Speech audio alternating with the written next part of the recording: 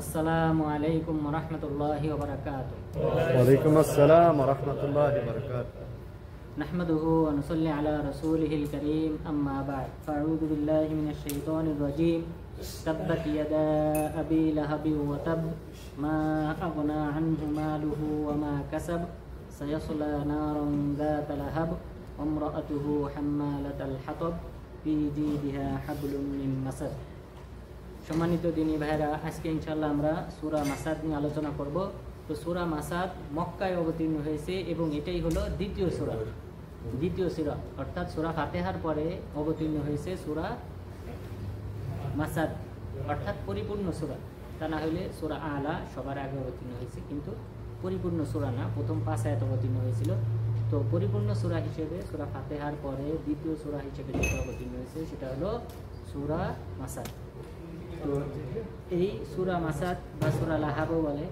তো এই সূরাটা মক্কায় অবতীর্ণ হয়েছে। এটা অবতীর্ণ হওয়ার পিছনে কিছু ঘটনা রয়েছে, কিছু কারণ রয়েছে, সাবাবে নুজুল রয়েছে। সেই কারণ হলো যে মহান রব্বুল আলামিন আয়াত অবতীর্ণ করলেন, ওয়া আনদির আশিরাতাকাল আকরাবিন। সূরা শুআরার 214 নং আয়াত আল্লাহ তাআলা অবতীর্ণ করলেন, বললেন ওয়া আনদির আশিরাতাকাল আকরাবিন, আপনি আপনার নিকটাত্মীয় যারা রয়েছে তাদেরকে সতর্ক করেন। আপনার যে নিকটস্থ গোত্র রয়েছে সেই গোত্রের লোকদেরকে আপনি সতর্ক করেন, অর্থাৎ জাহান্নামের ভয় দেখান এবং তারা যেন মূর্তির পূজা বর্জন করে সেই দিকে আপনি তাদেরকে আহ্বান করেন, লা ইলাহা ইল্লাল্লাহর দিকে আহ্বান করেন।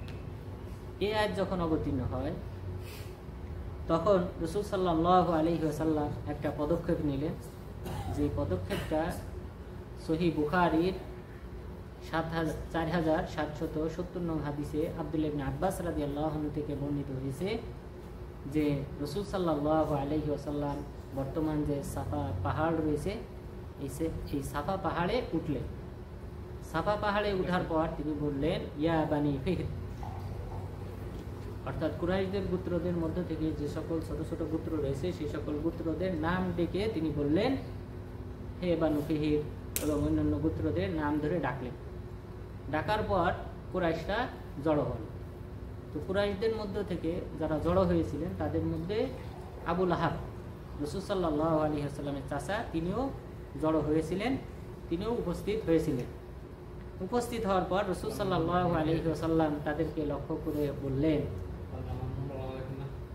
আরাআইতুম লাউ আন্নী আখবারতুকুম আন্না খাইলান মিন ওয়ারাই হাযাল ওয়াদি ইউরিদু আন ইউগীরা আলাইকুম। আমি যদি তোমাদেরকে সংবাদ দিই যে একটি ঘোড়সওয়ার বাহিনী পাহাড়ের পাদদেশে অপেক্ষমান রয়েছে, তোমাদের উপর আক্রমণ করবে। আকুনতুম মুসাদ্দিকিয়া, তোমরা কি আমার এই কথাকে বিশ্বাস করবে? তাহলে এই যে পাহাড় দেখতেছো, এই পাহাড়ের পাদদেশে একটা দল যারা ঘোড়সওয়ার বাহিনী অপেক্ষমান রয়েছে, তোমাদের উপর আক্রমণ করবে। আমি যদি এই সংবাদ দিই তোমরা কি বিশ্বাস করবে?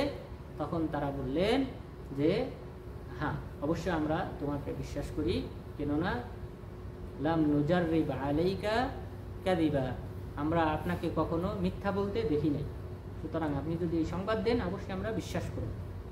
রাসূল সাল্লাল্লাহু আলাইহি ওয়াসাল্লাম তখন তিনি বললেন, ইন্নামা আনা নাযীর, আমি হলাম তোমাদের জন্য ভীতি প্রদর্শনকারী এবং তোমাদেরকে সতর্ককারী, মিন আযাবিন শাদীদ, কঠোর শাস্তি, যন্ত্রণাদায়ক শাস্তি তোমাদের জন্য প্রতীক্ষমান রয়েছে, সেই শাস্তি থেকে আমি তোমাদেরকে সতর্ককারী। অর্থাৎ তোমরা এই যে দেবদেবীর পূজার উপর রয়েছে, এই অবস্থায় তোমাদের মৃত্যু হলে তোমাদেরকে জাহান্নামে পোড়ানো হবে, যন্ত্রণাদায়ক শাস্তি প্রদান করা হবে। সেই শাস্তি যেন তোমরা ভোগ না করো আমি তোমাদেরকে সতর্ক করছি। সুতরাং আমি যে তোমাদেরকে লা ইলাহা ইল্লাল্লাহর দিকে আহ্বান করছি, তোমরা সেই আহ্বানকে কবুল করো, গ্রহণ করো।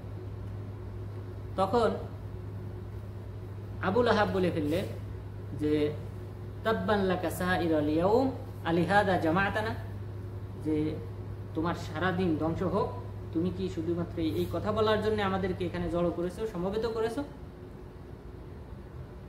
তখন আল্লাহ তাআলা আয়াত অবতীর্ণ করলেন, তাব্বাত ইয়াদা আবি লাহাবি ওয়া তাব। সে যে শব্দ ব্যবহার করেছিল তাব্বাল্লাকা সাইরাল ইয়াউম, যে সারাদিন তোমার ধ্বংস হোক, বিনষ্ট হোক। তো তাব্বা এই ধ্বংস হওয়া শব্দ দিয়ে আল্লাহ তাআলা সূরা অবতীর্ণ করে দিলেন যে তাব্বাত ইয়াদা আবি লাহাবি ওয়া তাব, আবু লাহাবের হস্তদ্বয় ধ্বংস হোক। তো তাহলে আমরা এই সূরা অবতীর্ণ হওয়ার পিছনের যে ঘটনা সেটা জানলাম যে রাসূল সাল্লাল্লাহু আলাইহি ওয়াসাল্লাম সাফা পাহাড়ে, এটা সহিহ বুখারীর যে হাদিস নাম্বার বললাম এবং সহিহ মুসলিমের 208 নম্বর হাদিস, এই হাদিসে উল্লেখ হয়েছে সাফা পাহাড়ের কথা। আর অন্য রাওয়ায়াতে বলা হয়েছে ইলাল বাতহা, বাতহার দিকে তিনি অগ্রসর হলেন, অর্থাৎ পাহাড়ময় কোনো অঞ্চলের দিকে অগ্রসর হলেন। এরপরে তিনি কি করলেন, এই ঘোষণাটা দিয়েছিলেন। তো হাদিস থেকে আমরা জানলাম বিশেষ করে এটা হলো সাফা পাহাড়ে এই ঘটনা ঘটেছিল এবং সেখানেই আল্লাহ তাআলা আয়াত অবতীর্ণ করলেন তাব্বাত ইয়াদা আবি লাহাবি ওয়া তাব, আবু লাহাবের হস্তদ্বয় ধ্বংস হোক এবং সে নিজেও ধ্বংস হোক। মা আগনা আনহু মালুহু ওয়া মা কাসাব, তার কোনো উপকারে আসে নাই তার সম্পদ এবং সে যা উপার্জন করেছে, তার কর্ম, সে তার কৃত কর্ম এবং সে যে সম্পদ উপার্জন করেছে, এই দুইটার কোনোটাই তার কোনো উপকারে আসে নাই। সায়াসলা নারান যাতা লাহাব, অচিরেই সে দগ্ধ হবে। ইয়াসলা মানে পোড়ানো হবে, সারখার করা হবে। নারান যাতা লাহাব, অগ্নি শিখা বিশিষ্ট আগুন, যে আগুনের লেলিহান শিখা রয়েছে, সেই লেলিহান শিখা বিশিষ্ট আগুনে তাকে দগ্ধ করা হবে, পোড়ানো হবে, সারখার করা হবে। ওয়ামরাআতুহু হাম্মালাতাল হাতাব, এবং তার স্ত্রী যে ছিল কাষ্ঠ বহনকারিণী, তার স্ত্রী উম্মে জামিল, তাকেও এই আগুনের লেলিহান শিখায় দগ্ধ করা হবে, পোড়ানো হবে।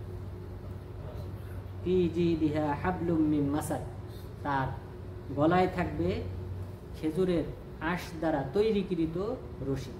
তাহলে খেজুরের আঁশ দ্বারা তৈরিকৃত রশি দ্বারা বেঁধে তাকে অপমান করে, লাঞ্ছিত করে জাহান্নামে নিক্ষেপ করা হবে।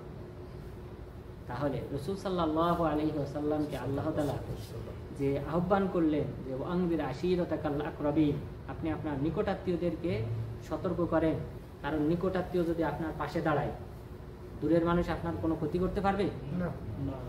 আবু তালেব একক ব্যক্তি, সে ইসলাম গ্রহণ করে নাই, কিন্তু রাসূল সাল্লাল্লাহু আলাইহি ওয়াসাল্লামের বিরুদ্ধে যে কোনো ধরনের ষড়যন্ত্র হয়েছে, তার বিরুদ্ধে কোনো রকম উক্তি করলে সেটা তিনি বরদাস্ত করেন। তো এরকম ভাবে নিকটাত্মীয়রা যদি, হামজা রাদিয়াল্লাহু আনহু, তিনি ইসলাম গ্রহণ করেছেন কিসের জন্য? আমার ভাতিজাকে মারা হবে, প্রহার করা হবে, আমি জীবিত থাকা উচিত, শুধু এই উক্তি থেকে উনি ইসলাম গ্রহণ করেছেন। ওনাকে আবু জাহেল অপমানিত করেছে, লাঞ্ছিত করেছে, মাথার উপর নাড়ি ভুড়ি এনে চাপিয়ে দিয়েছে। তিনি বাহিরে ছিলেন, হামজা রাদিয়াল্লাহু আনহু, তিনি বাহিরে ছিলেন, তিনি ওখানে নগরীতে, শহরে উপস্থিত ছিলেন। তিনি যখন আসলেন, আসার পর যখন এই কথা জানতে পারলেন যে আমার ভাতিজাকে অপমান করা হয়েছে, তিনি বললেন আমি জীবিত থাকতে আমার ভাতিজাকে অপমান করা হবে, আনা আলা দীনি মুহাম্মদ, আমি মুহাম্মাদের ধর্মের উপর অটল রইল।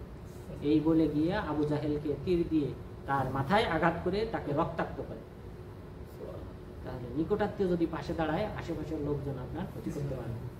আল্লাহ তাআলার এই হিকমত, এই কারণে তিনি বললেন আপনি আপনার নিকটাত্মীয়দেরকে আগে ইসলামের দিকে আহ্বান করেন। এবং এটাই নিয়ম, সমাজ পরিবর্তন করতে হলে নিজের আশেপাশে যে সকল ব্যক্তিরা আছে, নিজের ভাই বোন, নিজের সন্তান, মা বাবা, এদেরকে দিয়ে যদি একটা শক্তি সংঘ গঠন করা যায়, তাহলে এটা বেশি শক্তিশালী হয় এবং তারাই বিপদ আপদে সর্বক্ষেত্রে তারাই আপনার পাশে দাঁড়াবে। সুতরাং বহিরাগত শক্তিরা তারাই সে আপনার ক্ষতি করতে পারবে। এই উদ্দেশ্যে নিয়ে আল্লাহ তাআলা নির্দেশ দিলেন আপনি নিকটাত্মীয়কে আহ্বান করেন। আর এই নিকটাত্মীয়ই প্রথম কি করলো, বাধাগ্রস্ত করলো। সেই নিকটাত্মীয়, অন্যরা হয়তো কেউ মানতো, মেনে নিত, কিন্তু সে যখন বলল তাব্বান লাকা সাইরাল ইয়াউম আলিহাযা জামাআতানা, তুমি আর কোনো কাজ পাও না, এই কারণে আমাদেরকে এখানে জড়ো করেছো, এই কথা বলে তার দিকে পাথর নিক্ষেপ করে। তো নিকটাত্মীয় যখন এইভাবে গ্রহণ না করে, প্রত্যাখ্যান করে, স্বাভাবিক বাইরের দূরের মানুষরা প্রত্যাখ্যান করবে। তো এই কারণে তার শাস্তিটাও আল্লাহ তাআলা সেভাবেই রেখেছেন এবং বর্ণনা করে দিয়েছেন, যা কিয়ামত পর্যন্ত তিলাওয়াত করা হবে। মুসলিমরা কিয়ামত পর্যন্ত সালাতে এবং যে কোনো সময় ঘরে বসে সব জায়গায় এটা পাঠ করে। তাব্বাত ইয়াদা আবি লাহাবি ওয়া তাব, আবু লাহাবের হস্তদ্বয় ধ্বংস হয়েছে, সে নিজে ধ্বংস হয়েছে মা আগনা আনহু মালুহু ওয়া মা কাসাব, তার সম্পদ এবং সে যা আমল করেছিল তার কোনোটাই তার কোনো কাজে আসে নাই, এবং অচিরে সে লেলিহান শিখা বিশিষ্ট আগুনে দগ্ধ হবে, পুড়িয়ে সারকার করা হবে। সাথে তার স্ত্রীকেও, যে ছিল কাষ্ঠ বহনকারিণী, এবং তার গলায় থাকবে খেজুরের আঁশ থেকে তৈরিকৃত রশি, যা দিয়ে তাকে গলায় পেঁচিয়ে তাকে জাহান্নামে নিক্ষেপ করা হবে। তো এখানে যে তার স্ত্রীর অপরাধটা ছিল উম্মে জামিল, সে কাটা বিছিয়ে রাখত। রাসূল সাল্লাল্লাহু আলাইহি ওয়াসাল্লামকে কষ্ট দেওয়ার জন্য তার চলার পথে কাটা বিছিয়ে রাখত। এই কারণে তাকেও শামিল করা হয়েছে এই আয়াত। তার মানে দুইজন মিলে আবু লাহাব বলা হয়, অর্থাৎ ইশরাক মানে উজ্জ্বল বা শিখা। তো তার চেহারায় উজ্জ্বলতা ছিল, এই কারণে তাকে আবু লাহাব হিসেবে আখ্যায়িত করা হয়েছে। আর তার প্রকৃত নাম ছিল আব্দুল উজ্জা। তাহলে আব্দুল উজ্জা বা আবু লাহাব, তার সম্পর্কে আল্লাহ তাআলা আয়াত অবতীর্ণ করেছেন, এবং তার স্ত্রী উম্মে জামিল, তার সম্পর্কে আল্লাহ তাআলা এই সূরাটা অবতীর্ণ করেছেন। সুতরাং আল্লাহ তাআলা যেন আমাদেরকে ইসলামের বিরোধিতা না করে, বরং ইসলামের যে সকল বিধিবিধান রয়েছে সেগুলি যথাযথভাবে পালন করার মাধ্যমে আল্লাহ তাআলার নৈকট্যশীল বান্দা হয়ে ইহকালীন পরকালীন মুক্তি অর্জন করার তৌফিক দান করেন। আমিন। আকুলু কওলি হাযা ওয়াস্তাগফিরুল্লাহ লি ওয়া লাকুম ওয়া লিসাইরিল মুসলিমিন। কারো কোনো প্রশ্ন থাকলে